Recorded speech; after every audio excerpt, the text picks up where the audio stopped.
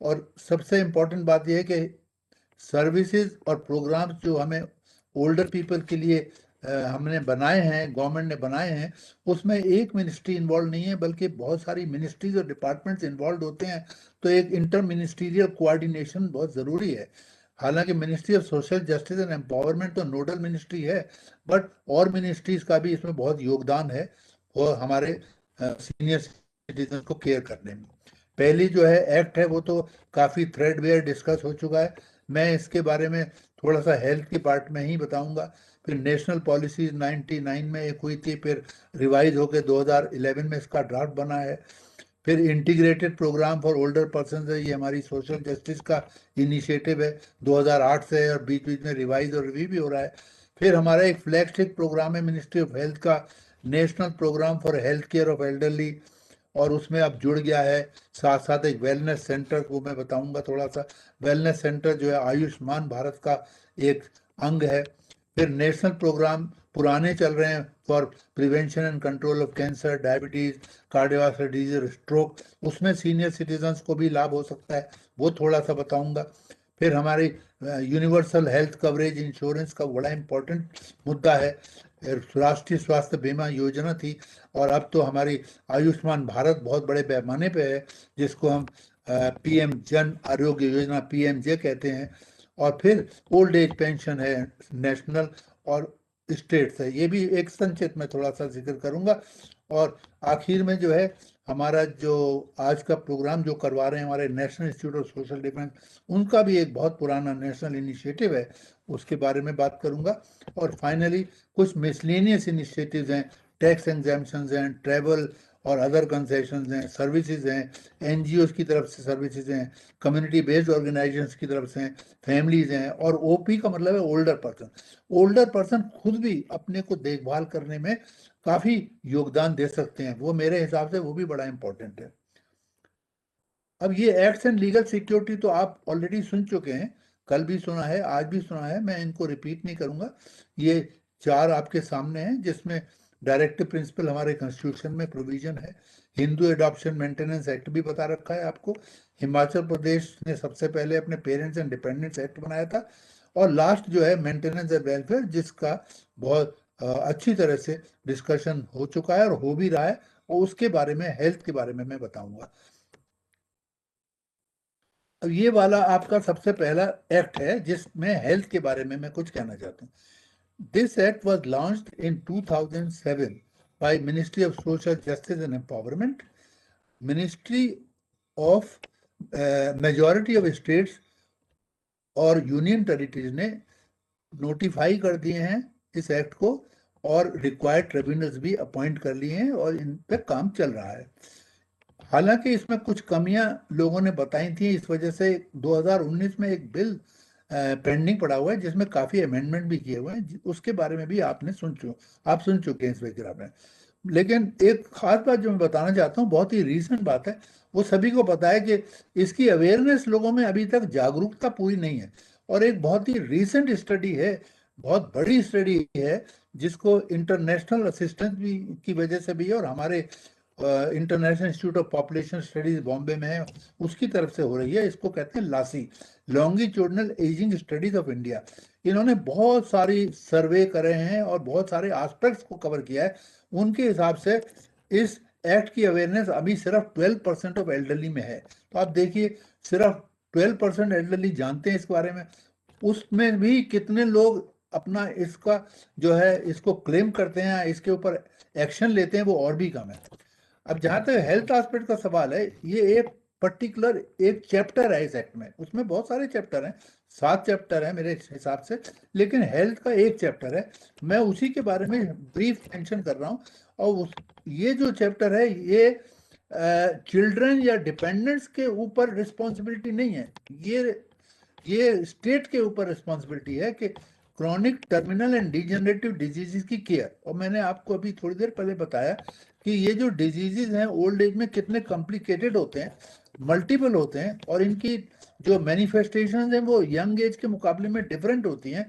तो उसके लिए हमें एक स्पेशलिस्ट जीरियाट्रिक मेडिकल ऑफिसर चाहिए। इन बीमारियों को पहचानने के लिए, इनका निदान करने के लिए और इनका खास तौर से विशेष उपचार करने के लिए। एक ऑर्डिनरी डॉक्टर करता आ रहा है बहुत सालों से, लेकिन वो सफिशिएंट नहीं है। हमें जेरियाट्रिक मेडिकल ऑफिसर चाहिए उसके लिए।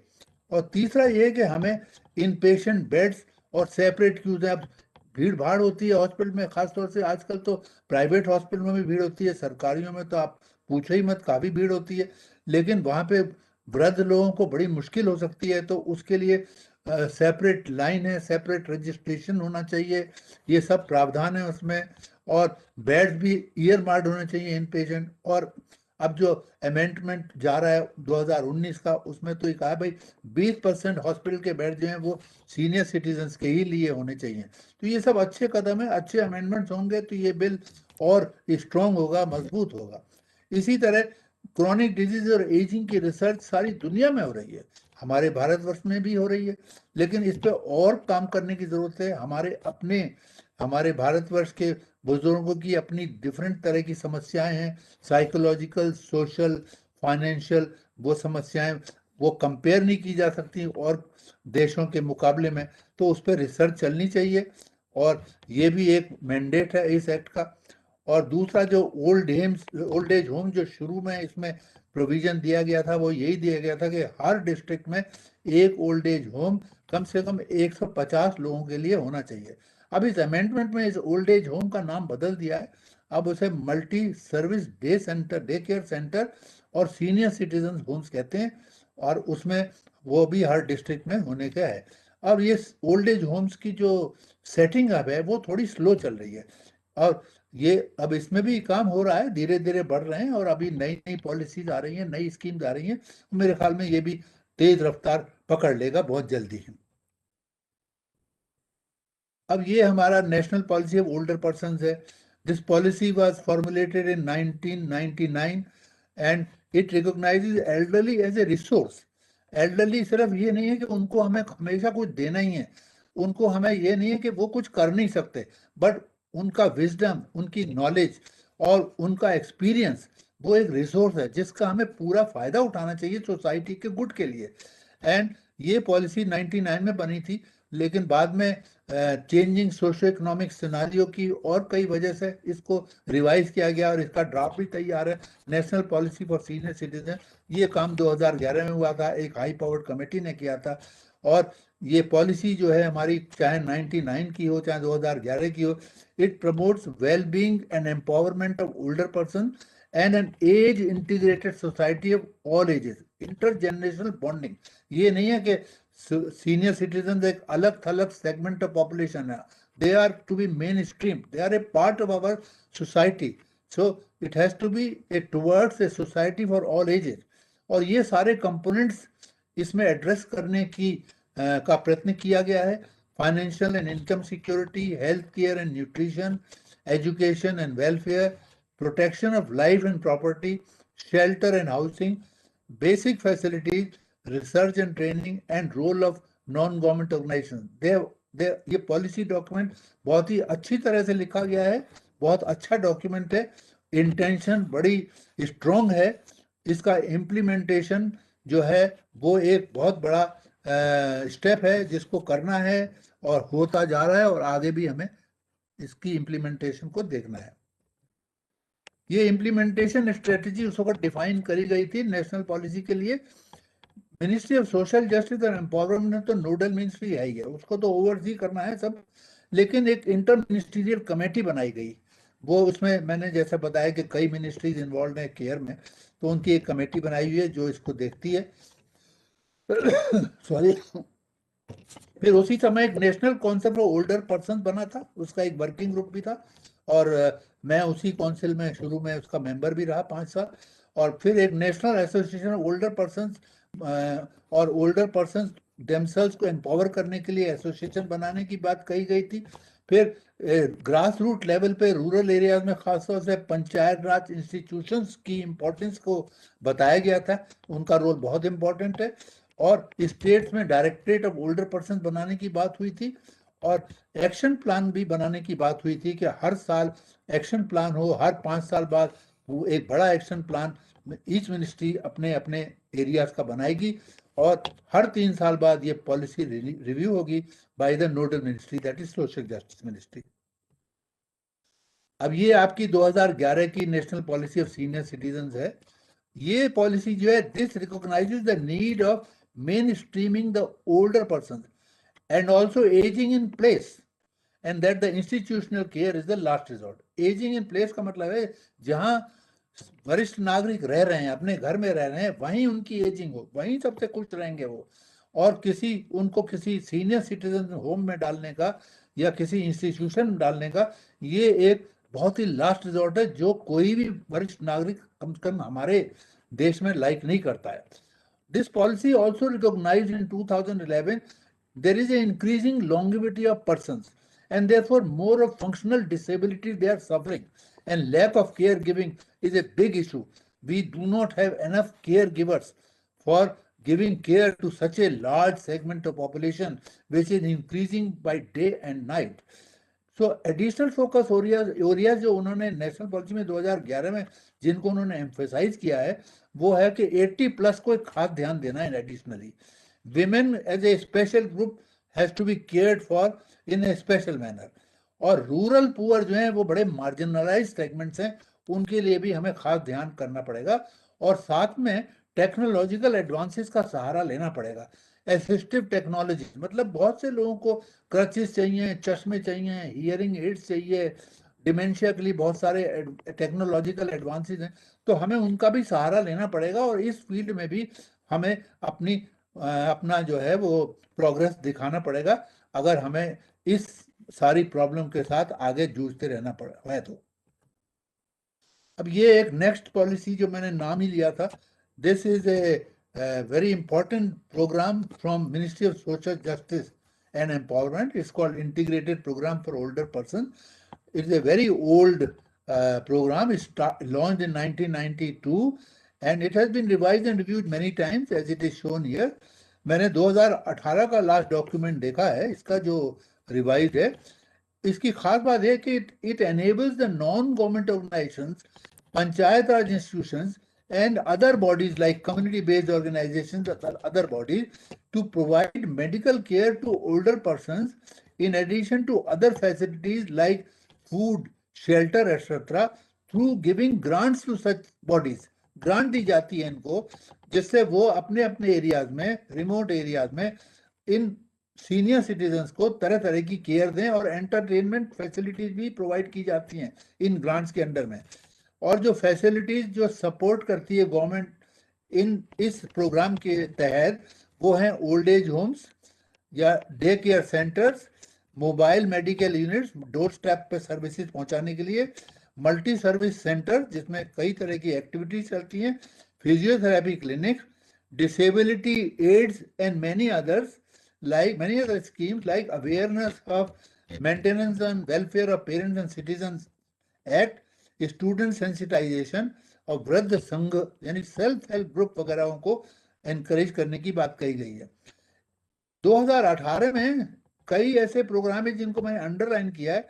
ये या तो ड्रॉप, इनमें से कुछ ड्रॉप कर दिए हैं, डिलीट कर दिए हैं, कुछ का रीनेम कर दिया है, कुछ को मर्ज कर दिया है और दूसरे प्रोजेक्ट में, और कईयों को इनको national institute of social defence को दे दिया गया है इम्प्लीमेंट करने के लिए। ये लेटेस्ट सिचुएशन है IPOP प्रोग्राम की। अब इससे जो आपको मैं कुछ मेरिट्स बताऊंगा इसकी मेरिट्स ये हैं कि ये it pioneers the various elderly services in the rural and remote areas. अब जानते हैं हमारा देश कितना बड़ा देश है, कितनी लेंथ एंड ब्रेड्थ इसकी है। बहुत सारे ऐसे एरियाज हैं, ट्राइबल एरियाज हैं, हिली एरियाज हैं, अनरीचेबल एरियाज हैं, और गांव तो हैं ही बहुत सारे, रिमोट भी कई गांव तो ऐसे हैं जो मेन सड़क से बहुत दूर है। तो इन सब जगह सर्विसेज पहुंचाना एक बड़ा मेहनत टास्क है। तो ये प्रोग्राम जो है ये पायनियर करता है इस एफर्ट को। और दूसरा ये है कि ये इतना बड़ा प्रोग्राम है कि सरकार तो अपने आप इसको कैसे करेगी, एक बिल्डिंग में बैठ के कहाँ तक इसको कंट्रोल करेगी। तो इन्होंने एक तरह से ये ग्रांट दे के उनके ऊपर सुपरविजन रख के एक तरह से ये आउटसोर्स किया हुआ गया, और अपने को डे टू डे इन्वॉल्वमेंट में टाइम वेस्ट करने की जरूरत नहीं है गवर्नमेंट को, वही गवर्नमेंट ने किया है। तो ये एक बहुत मेहनत प्रोग्राम है। और इसमें खास बात यह है कि ये हमारे एनजीओ को और बाकी ऑर्गेनाइजेशंस को जो ग्रास रूट पे काम कर रहे हैं, हंड्रेड्स ऑफ देम, उनको ग्रांट देती है और उनको एक अपॉर्चुनिटी मिलती है for providing services to the needy elderly, और वो उनका एक पैशन है और वो बहुत अच्छा काम कर रहे हैं इस ग्रांट्स की वजह से। अब मैं आता हूं, एक हमारा फ्लैगशिप प्रोग्राम है जो रीसेंट है, जो बहुत पुराना नहीं है, 2010 या 2011 के आसपास इसको लॉन्च किया था मिनिस्ट्री ऑफ हेल्थ ने, ministry of health and welfare ने। और ये भी एक बहुत एक ऐसा प्रोग्राम है जो एक ड्रीम प्रोग्राम है। सारे सीनियर सिटीजन्स को through out the length and breadth of the country उनको कवर करना है हेल्थ केयर से। और ये एट द सेम टाइम, क्योंकि 33% ऑलमोस्ट वन थर्ड हमारे एल्डरली वो तो अफोर्ड ही नहीं कर सकते प्राइवेट हेल्थ केयर, तो it has to be accessible to all area, the programme has to be affordable, it has to be comprehensive, और ये नेशन वाइड जो मैंने बताया। और इसके कई डायमेंशंस है, हेल्थ प्रमोशन है, डिजीज प्रिवेंशन है, ट्रीटमेंट भी है, क्योर भी करना है कई चीज़ों को, और जो लोग लॉन्ग टर्म जिनको डिसेबिलिटी उनको रिहेबिलिटेट भी करना है। तो ये सारे कंपोनेंट्स ऑफ केयर जो है ये एड्रेस करता है ये नेशनल प्रोग्राम जो है। और फिर ये होम सर्विसेज देता है, डोमिसिलियरी केयर करता है, ओपीडी भी चलाता है जगह जगह, इंडोर बेड्स को भी देखता है, और लॉन्ग टर्म और पैलिएटिव टाइप ऑफ केयर को भी ये एड्रेस करता है। और साथ में, क्योंकि मैंने कई बार इस बात को स्ट्रेस किया है कि हमारे हेल्थ केयरर्स जो केयर प्रोवाइडर्स हैं वो बहुत कम है in proportional to the large segment of Indian elderly, तो it gives provision for the training of health professional and care givers as far as the health sphere is concern. ये एक brief में मैंने एक समराइज किया है national programme for health care of the elderly. ये हमारा already existing health care infrastructure है, जिसको हम प्राइमरी हेल्थ केयर इंफ्रास्ट्रक्चर कहते हैं। बहुत सालों से है वो, बहुत सन 78 में इसको हमारे यूएन ने इसको रिकॉग्निशन दिया था पूरे वर्ल्ड के लिए कि प्राइमरी हेल्थ केयर जो है वही बड़ा इंपॉर्टेंट है, जिसके थ्रू आप हेल्थ केयर सर्विसेज पहुंचा सकते हैं टू द मासेस। तो ऑलरेडी स्ट्रक्चर जो है प्राइमरी हेल्थ केयर है, उसके थ्रू ये हम देते हैं, और उसमें प्राइमरी हेल्थ केयर है वो। अब आज की डेट में ये 2018 से इस प्राइमरी हेल्थ केयर के जो सब सेंटर्स हैं और कुछ प्राइमरी हेल्थ सेंटर हैं उनको हेल्थ एंड वेलनेस सेंटर्स में कन्वर्ट करने की बात हो गई है। और ये हेल्थ एंड वेलनेस सेंटर जो है ये आयुष्मान भारत स्कीम, जिसका आपने नाम सुना होगा, उसका एक आर्म है। दूसरा आर्म तो मैंने बताया कि वो इंश्योरेंस वाला आर्म है, दूसरा आर्म जो है प्राइमरी हेल्थ केयर का हेल्थ एंड वेलनेस सेंटर्स है। और ये प्राइमरी हेल्थ केयर में जो बहुत सालों से जो ऑलरेडी जो इंफ्रास्ट्रक्चर है उसमें प्राइमरी हेल्थ सेंटर्स होते हैं और सब सेंटर्स होते हैं। सब सेंटर्स में तो होम केयर है, वो वहाँ पे डोमिसिलरी विजिट भी होती हैं, वहाँ पे असिस्टेड डिवाइसेस भी दी जा सकती हैं, उनको फैमिली मेंबर्स को और सीनियर सिटीजन को काउंसिल भी किया जाता है, थोड़ी बहुत ट्रेनिंग भी दी जाती है। ये सब सेंटर पे वहाँ जाके काम किया जाता है, उनके घर पे भी बताया जाता है। और प्राइमरी हेल्थ सेंटर थोड़े बड़े होते हैं, वो भी विलेजेस में होते हैं, कभी कभी छोटे 2 विलेज में भी एक प्राइमरी हेल्थ सेंटर होता है। वहाँ जीरियाट्रिक क्लिनिक वीकली रन करते हैं अंडर दिस प्रोग्राम, और वहाँ असेसमेंट और screening for diseases, screening for disabilities वो की जाती है। फिर हमारा सेकेंडरी लेवल है हेल्थ केयर डिलीवरी का, जिसके अंडर में आता है कम्युनिटी हेल्थ सेंटर, और दूसरा आता है district hospital. Community health centre के लेवल पे बाई वीकली जीरियाट्रिक क्लिनिक होती हैं और रिहेबिलिटेशन सर्विसेज प्रोवाइड की जाती हैं। और वहीं से अगर जरूरत पड़ती है तो रिहेबिलिटेशन जो वर्कर होता है वो सीनियर सिटीजन के घर भी जाता है। रिहेबिलिटेशन सर्विस कभी कभी वो आ नहीं पाता सीनियर सिटीजन, तो उसको वहां घर भी जाना होता है। और डिस्ट्रिक्ट हॉस्पिटल के लेवल पे हम वार्ड पे आ जाते हैं। वहां पे एक एक हर डिस्ट्रिक्ट हॉस्पिटल में 10 बेड का एक वार्ड होता है, और वहां पे स्पेशलिस्ट सर्विसेज होती हैं ब्रॉड रेंज, जैसे मेडिसिन, सर्जरी, गायनेकोलॉजी, पीडियाट्रिक्स, इस तरह की सर्विसेज अवेलेबल है। स्पेशलिस्ट सर्विसेज, जनरल नहीं, स्पेशलिस्ट सर्विस। और वहाँ डिस्ट्रिक्ट हॉस्पिटल कभी कभी कैंप्स को ऑर्गेनाइज करने में सुपरवाइज करता है, और ट्रेनिंग भी उनका एक फंक्शन है। तीसरा हो गया टर्शरी केयर, वो भी हमारा इंफ्रास्ट्रक्चर मौजूद है। प्राइमरी, सेकेंडरी और टर्शरी केयर का इंफ्रास्ट्रक्चर हमारे यहाँ बहुत साल से मौजूद है। उसी पे हमने ये नेशनल प्रोग्राम खड़ा किया है जो एल्डरली के लिए सिर्फ है। तो टर्शरी केयर में जो है इसमें अब आज की डेट में जो है इसका थोड़ा नाम बदल के आप इसको राष्ट्रीय वरिष्ठ जन स्वास्थ्य योजना भी कहते हैं, RVJSY। लेकिन ये पुराना tertiary care level of health care है।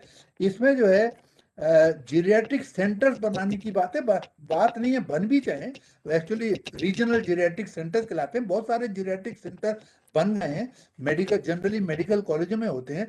वहां पे रोज जीरियाट्रिक क्लिनिक होती है, 30 बेड का वार्ड होता है और हर तरह की टर्शरी सर्विस दी जाती है, ऑपरेशन भी होते हैं, सब कुछ होते हैं जैसे किसी भी बड़े हॉस्पिटल में होते हैं। और ट्रेनिंग हाई लेवल पे होती है, मतलब पोस्ट ग्रेजुएट ट्रेनिंग भी होती है, MD जीरियाट्रिक मेडिसिन भी पढ़ाई जाती है, वहाँ हायर लेवल की ट्रेनिंग होती है और पैरामेडिकल वालों की भी ट्रेनिंग का वहाँ पे प्रोविजन है। तो ये एक हायर लेवल हो गया डिस्ट्रिक्ट हॉस्पिटल से। और उसके बाद नेशनल सेंटर्स ऑफ एजिंग, ये 2 सेंटर्स गवर्नमेंट ने बनाए हैं, एक दिल्ली में और एक मद्रास में, चेन्नई में। दिल्ली में जो नेशनल सेंटर ऑफ एजिंग है वो all India institute of medical sciences के कैंपस में बन रहा है और वो काफी कई मंजिलों की बिल्डिंग है, मैंने देखा है, और वो ऑलमोस्ट तैयार है। और मैं उम्मीद करता हूँ, मेरी भी बड़ी इच्छा है कि कुछ महीनों में वो इनॉग्रेट हो जाएगा। और उसमें जो प्रावधान है OPDs का तो है ही, बड़े OPD होंगे, डेली OPD होंगे, 200 बेड्स सिर्फ सीनियर सिटीजन्स के लिए होगा। वहाँ ट्रेनिंग और हायर लेवल की, और एक बहुत बड़ा फंक्शन उनका जीरियाट्रिक रिसर्च होगा। और मेरे हिसाब से ये एक बहुत बड़ी एक उपलब्धि है और इसका मुझे तो कम से कम व्यक्तिगत तौर पे बहुत खुशी होती है कि पिछले 25-30 साल में हमने कितनी तरक्की करी है जीरियाट्रिक केयर सर्विसेज में। ये इसके स्ट्रॉन्ग पॉइंट है। National programme for health care of the elderly, जैसा मैंने बताया कि बड़ा कंप्रिहेंसिव प्रोग्राम है और एडमिनिस्ट्रेटिव मशीनरी जो ऑलरेडी एग्जिस्ट करती है, नेशनल रूरल हेल्थ मिशन है और multi level non communicable diseases का इंफ्रास्ट्रक्चर ऑलरेडी मौजूद था। Health societies already in place हैं और ये हेल्थ सोसाइटीज और ये सारा इंफ्रास्ट्रक्चर NCDs का जो है, ये ऑलरेडी हमारी एक पुरानी प्रोग्राम चल रहा है जिसको कहते हैं national programme for the prevention and control of cancer, diabetes and cardiovascular disease and stroke, NPCDCS। इसके अंडर में ये ऑलरेडी इंफ्रास्ट्रक्चर NCDs का और हेल्थ सोसाइटीज का चल रहा है। तो हमने तो अपना प्रोग्राम में हमें कोई एक्स्ट्रा ऑर्गेनाइजेशन खड़ा करने की बहुत जरूरत नहीं पड़ी, इसके ऊपर ही हमने किया। तो ये इसका बड़ा स्ट्रॉन्ग पॉइंट है और इसका कहीं कहीं अप्रेजल भी हुआ है, बाहर के लोगों ने भी अप्रेजल किया है। कुछ त्रुटियां तो हर प्रोग्राम में होती हैं शुरू के सालों में, लेकिन कई जगह यूजर सेटिस्फेक्शन और popular perception about disease screening भी मिला है। और जिन लोगों ने काम किया है वो एक रेफरेंस भी मैंने दिया हुआ है, इसके आगे भी और मॉनिटरिंग हो रही है और काफी इंप्रूवमेंट्स का स्कोप भी है आगे। मेरे हिसाब से थोड़ा सा डिसेंट्रलाइजेशन और हो जाना चाहिए क्योंकि ये बहुत बड़ा कंप्रिहेंसिव प्रोग्राम है, मल्टीपल ऑब्जेक्टिव्स हैं इसके, बहुत सारे मल्टीपल टास्क हैं और मल्टीपल स्टेक होल्डर्स हैं। तो पंचायत राज इंस्टीट्यूशन तो इन्वॉल्व है, NGOs भी इन्वॉल्व हैं। तो इसका डिसेंट्रलाइजेशन जो है, autonomy to panchayat raj institution, वो बहुत अच्छे का स्तर पे होना चाहिए और भी अच्छा प्रोग्राम हो जाएगा। इसी तरह ओल्डर पर्सन्स की राय भी लेनी चाहिए, उनका रोल बड़ा इंपॉर्टेंट है, उन्हें पता है कि हमारी क्या नीड्स हैं, उन नीड्स को असेस करना चाहिए। और इम्प्लीमेंटेशन प्रोसेस में भी ओल्डर पर्सन्स को, सीनियर सिटीजन्स को इन्वॉल्व करना चाहिए, उनको मॉनिटरिंग प्रोसेस में भी इन्वॉल्व करना चाहिए और इवेल्युएशन में भी ऐसे बहुत सारे एक्टिव सीनियर सिटीजन जो अपना योगदान दे सकते हैं। और हमारे जो इतने कंपोनेंट्स केयर के हैं, मैंने बताए आपको, प्रमोटिव केयर है, प्रिवेंटिव केयर है, रिहेबिलिटेटिव केयर है, पैलिएटिव केयर है, इतने कंपोनेंट, उनको एक एम्ब्रेस करने के, एक कंटिन्यूटी बनाने की ऑलरेडी उसकी पहल चल रही है, लेकिन उसमें भी थोड़ा सा और हमें प्रयत्न करना पड़ेगा, एक्सपर्ट्स को थोड़ा और इसमें सलाह परामर्श देनी पड़ेगी। और बाद में जो मैं समझता हूँ कि स्पिरिचुअल कंपोनेंट भी बहुत इंपॉर्टेंट है, एनवायरमेंटल तो ऑलरेडी देख रहे हैं, लेकिन मेरे हिसाब से स्पिरिचुअल कंपोनेंट बहुत अच्छा है क्योंकि मेरी राय में हेल्थ केयर के लिए स्पिरिचुअलिटी जो है वो सीनियर सिटीजन और उसके जो ट्विलाइट ईयर्स हैं उसमें हेल्थ का, उसमें स्पिरिचुअलिटी का बहुत रोल है। और फिर ह्यूमन राइट्स वायलेशन होते हैं, हॉस्पिटल में भी होते हैं, सीनियर सिटीजन को कई बार ऑर्डरली भी ठीक तरह नहीं देखता, नर्सेज भी और निगाह से देख सकती हैं, एजिज्म चल रहा है। और ये मेरे ख्याल में हमारे प्रोग्राम में ये इनबिल्ट होना चाहिए कि हेल्थ रिलेटेड ह्यूमन राइट्स जो हैं वो वायलेट ना हो। और इतना बड़ा देश है, इतनी स्टेट हैं, इतनी दूर दूर हैं, अलग अलग कल्चर्स हैं, अलग अलग लैंग्वेजेस हैं, अलग अलग उनके स्वभाव हैं, इन सारी चीज़ों को एक ही अम्ब्रेला में करना एक बहुत बड़ा मेहनत टास्क है। और ये इनइक्वालिटीज को देखते रहना चाहिए और उनको एड्रेस करना चाहिए। ये सारे काम ऑलरेडी हो रहे हैं, कोई मैंने खास बात नहीं बताई है, लेकिन मैं समझता हूँ ये आपके सामने रखना मेरा कर्तव्य था। अब बाकी जो अदर नेशनल इनिशिएटिव जो मैं बताना चाहूँगा जिनका हेल्थ से ताल्लुक है थोड़ा बहुत, बल्कि काफ़ी है कईयों का, कुछ का थोड़ा बहुत है। पहला तो है सीनियर सिटीजन वेलफेयर फंड। ये एक बहुत बड़ी चीज़ है। 2016 में ministry of social justice and empowerment ने ये फंड बनाया था। और ये फंड का जो सोर्स है वो आपको जान के खुशी होगी। ये जो सोर्स है ये फंड का, ये बहुत से हमारे सीनियर सिटीजन जो हैं, जो हमारे संसार से जो चले गए हैं, उनका बहुतों का पैसा जो है बैंकों में, पोस्ट ऑफिसों में अनक्लेम पड़ा हुआ था, बहुत सालों से पड़ा हुआ था। और गवर्नमेंट ने ये सोचा कि इतना पैसा है, हजारों करोड़ में ये पैसा है, इसको क्यों ना सीनियर सिटीजन्स की भलाई के लिए लगा दिया जाए। तो ये फंड जो है इसको सीनियर सिटीजन्स वेलफेयर फंड कहते हैं। और ये जो है इसमें बहुत सारी प्रतिक्रिया हैं, बहुत सारे इसमें काम होते हैं, इसके बहुत सारे फंक्शंस हैं। लेकिन मैं थोड़ा सा रिसेंटली आपको बता दूं, 2021 की बात है ये, कि कुछ नई स्कीमें जो हैं वो उनको फंडिंग की इसमें बातचीत चल रही है कि इनको इन स्कीमों की फंडिंग जो है कई करोड़ों की है, वो भी स्कीमें वो इस फंड में से करी जाए। और वो स्कीमें कुछ थोड़ी सी मैंने नाम भी लिए हैं, जैसे आरबीआई तो मैं बोल ही चुका हूँ जो असिस्टेड डिवाइसेस का होता है, लाइवलीहुड और स्किलिंग, पोषण अभियान न्यूट्रिशन के बारे में, इकोनॉमी को सिल्वर इकोनॉमी के लिए है, फिर हेल्पलाइंस इस्टेब्लिश करने का है, एडवोकेसी, कैपेसिटी बिल्डिंग, उन सब स्कीमों के लिए सीनियर सिटीजन वेलफेयर फंड का सहारा लिया जा सकता है। फिर राष्ट्रीय वयोश्री योजना जो है, ये आरबीवाई है, ये 2017 पहली अप्रैल को स्टार्ट हुई थी। इसमें जो है फिजिकल एड्स और असिस्टेड डिवाइसेस गरीब लोगों के लिए, बिलो पॉवर्टी लाइन के जो वरिष्ठ नागरिक हैं उनको फ्री देने का प्रावधान है। फिजिकल एड्स का मतलब वही क्रचेज हो गई, चश्मे हो गए, हियरिंग एड्स हो गई, और भी कोई चीज है तो वो फ्री देने का है। तो ये 2017 में ये स्टार्ट हुई थी। फिर हमारी ये पुरानी कुछ स्कीमें हैं, ये जो चार स्कीम मैंने बताई हैं, MPCDCS, फिर national programme for control of blindness, national programme for prevention and control of deafness, और नेशनल ओरल हेल्थ प्रोग्राम, ये सारी प्रोग्राम कई सालों से एग्जिस्ट कर रहे हैं। ये सिर्फ सीनियर सिटीजन्स के लिए नहीं बनाए गए थे, ये सभी के लिए हैं। लेकिन आप ये जानकर बहुत आसान है ये जानना कि भाई ये इन सब बीमारियां जो इनमें कवर हो रही हैं, ये प्रिवेंशन और कंट्रोल जो है, ये इनका लाभ भी तो सीनियर सिटीजन्स को मिलेगा। और ये ज्यादातर ये रोग, इनका रोकथाम और इनका ट्रीटमेंट, ये ज्यादातर तो सीनियर सिटीजन में ही होती हैं, तो इनमें भी इनको लाभ मिलता है। इसलिए मैंने नेशनल इनिशिएटिव में सीनियर सिटीजन के में इनको भी इंक्लूड करना ठीक समझा। अब हम आ गए यूनिवर्सल हेल्थ कवरेज। आजकल देखिए हम कितने खुशकिस्मत हैं कि हेल्थ के ऊपर इतना फोकस हो गया है, और खासतौर से सीनियर सिटीजन्स की हेल्थ पे बहुत फोकस हो गया है। गवर्नमेंट और एनजीओज और बहुत से और ऑर्गेनाइजेशंस इसको बहुत स्ट्रॉन्ग फोकस में ला रहे हैं। और हमारा जो ये इंश्योरेंस, जो हम बहुत सालों से रोते चले आ रहे हैं कि भाई सीनियर सिटीजन्स का इंश्योरेंस नहीं होता है, वो बेचारे गरीब हो जाते हैं, वो कहाँ से इतना पैसा खर्च करें हॉस्पिटल में जाके। तो इसके लिए कई नई बातें हुई हैं, और मैं इसकी इनमें से सिर्फ दो बातों की बात करूंगा।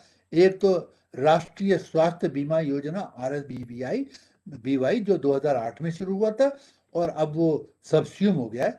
और दूसरा है रिसेंट प्रधानमंत्री जन आरोग्य योजना PMJ, वो 2018 में शुरू हुआ। लेकिन अफसोस की बात यह है अभी तक कि जो हमारी longitudinal ageing studies of India, जिसने अभी अपने रिजल्ट रिलीज किए, सिर्फ 18% को इंश्योरेंस कवरेज है आज की डेट में।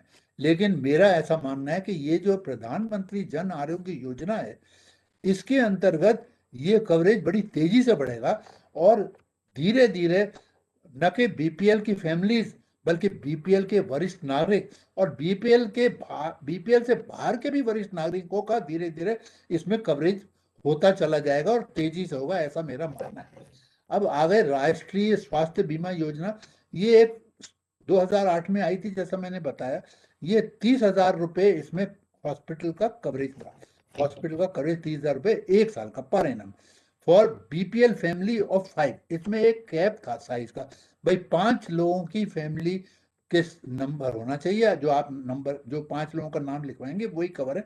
अगर आपकी फैमिली में 6 या 7 हैं तो आप कोई से 5 नंबर का 5 लोगों का नाम बताइए।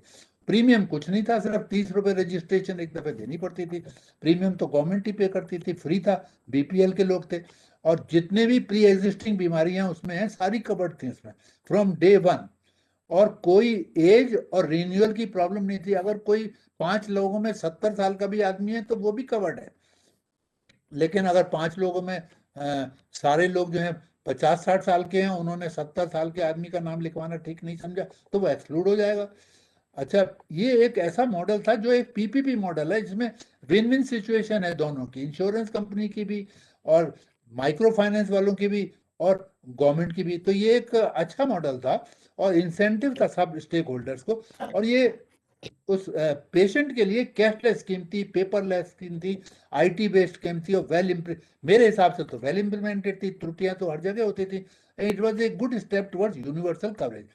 और जो एक जब ये बंद हो रही थी उससे 1 आध साल पहले या उस टाइम करीब 72 मिलियन बीपीएल फैमिली जो है वो हमारे कंट्री में ईयर मार्क करी थी। उसमें से 40 मिलियन फैमिलीज कवर कर हो गई थी इसमें। तो ये राष्ट्रीय स्वास्थ्य बीमा की है। अब इसके जो लिमिटेशन थे वो ये है, the target was to cover all the BPL families by the end of 5th 5-year plan and that is end of 2017। Hence greater awareness was needed at that time कि भाई जल्दी जल्दी करो। The second limitation was it was time to raise the annual monetary limit of ₹30,000, क्योंकि उस वक्त 30,000 में बाद में ये हो गया 2016-17 में कि भाई 30,000 में तो कुछ नहीं होता 5 लोगों की कवरेज का। और many grandparents were likely to be excluded as there was a maximum ceiling of 5 members per family।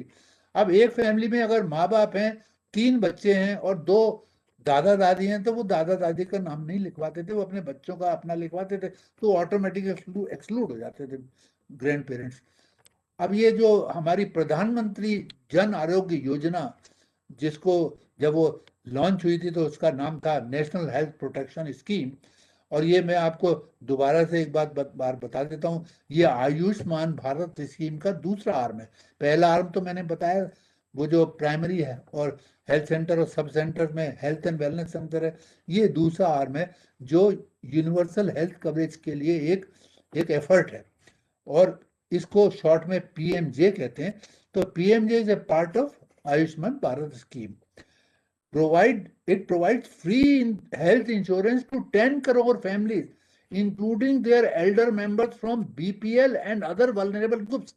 इसमें कोई वो नहीं है कि भाई फैमिली साइज का कोई कैप नहीं है। और 30,000 की जगह 5 लाख का कवर है, 5 लाख कवर पर family and no cap on family size. What a wonderful step. And this provide for secondary and tertiary care hospitalisation. आपको हॉस्पिटल में भर्ती ऑपरेशन करवाना है या ज्यादा बीमार हो गए, उसमें प्री हॉस्पिटल का भी 3 दिन का खर्चा मिल जाता है, पोस्ट हॉस्पिटल का 15 दिन का भी खर्चा मिल जाता है। Secondary and tertiary care hospitalisation और प्राइमरी केयर का तो मैंने बता दिया, वो हेल्थ एंड वेलनेस सेंटर से कवर हो रहा है। और ये it has subsumed the then existing Rashtriya Swasthya बीमा योजना। इसमें भी प्री एग्जिस्टिंग डिजीजेस कवर्ड है, ये भी कैशलेस स्कीम है और बहुत ही आज के टाइम पे बहुत अच्छी स्कीम है। बड़ी तेजी से बढ़ रही है, स्कीम बड़ी तेजी से बढ़ रही है। और ये मेरे ख्याल में ये बहुत बड़ा एक सक्सेसफुल एक्सपेरिमेंट हो जाएगा पूरे विश्व के लिए। अब ये आ गया आपका national social assistance programme NSAP and old age pension by states. ये स्कीम भी काफी पुरानी है लेकिन ये इंपॉर्टेंट है, मैं ब्रीफ में इसके बारे में बताऊंगा।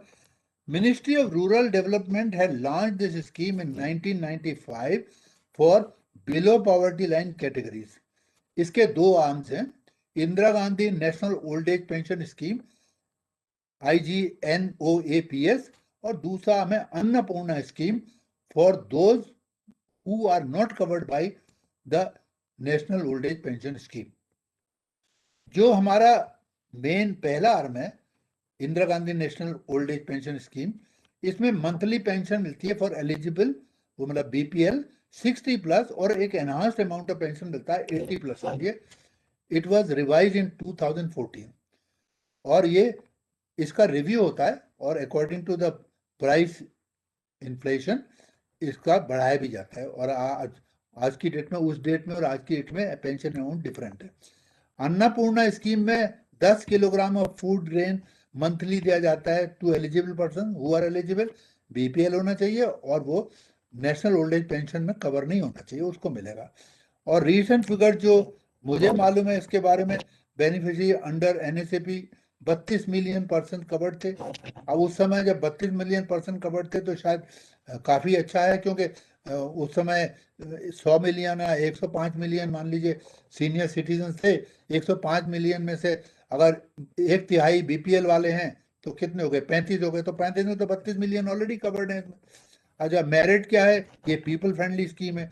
इसमें आइडेंटिफिकेशन की प्रॉब्लम होती थी, भाई 60 साल से बड़ा है कि नहीं, ये बुजुर्ग है कि नहीं, सीनियर सिटीजन है कि नहीं, बीपीएल है कि नहीं. तो ये प्रॉब्लम है, ये सारी प्रॉब्लम काफ़ी हद तक सॉल्व हो गई हैं. अब आइडेंटिफिकेशन इजी है, आधार कार्ड मौजूद है, और अब पीपल फ्रेंडली है. मिडिल मैन हट गए हैं, क्योंकि ये डायरेक्ट ट्रांसफ़र होता है, आईटी बेस्ड है, और इलेक्ट्रॉनिक ट्रांसफ़र जैसे मैंने बताया. और इसमें रिड्रेसल सिस्टम भी है, अच्छा, किसी को नहीं मिली जा सकता है, तो मिडिल मैन हट गए. तो ये बहुत पहले से इम्प्रूव हो गई स्कीम. इसके लिमिटेशन यही है कि जो पेंशन अमाउंट मिलता है वो बड़ा इनएडिक्वेट है, अब भी बड़ा इनएडिक्वेट है, महंगाई तो बहुत है. और हमारी लासी स्टडी के हिसाब से अवेयरनेस जो है इसकी 60 प्लस में अभी 55% है, और बढ़नी चाहिए. और अन्नपूर्णा की जो अवेयरनेस है वो तो एबिसिमल 12% है सर. लोगों को पैसे से ज़्यादा मतलब आराम मिलता है, तो वो 55% है. अब गेहूं और चावल लेने के लिए जाओ और वहाँ से ले, उसकी जो है इतनी अवेयरनेस जागरूकता है नहीं. और फिर इसके अलावा ये तो नेशनल ओल्ड एज पेंशन है. इसके अलावा अब धीरे धीरे सारी स्टेट्स, ऑलमोस्ट सारी स्टेट अपना हिस्सा भी देती हैं ओल्ड एज का. दिल्ली में भी मिलता है. दिल्ली में वही एक पर्टिकुलर रेट पे मिलता है, 60 के बाद, 75 के बाद या 80 के बाद दूसरे रेट से मिलता है. ये सारी, मोस्टली ये सारी स्टेट्स ने भी कवर कर दिया इनको.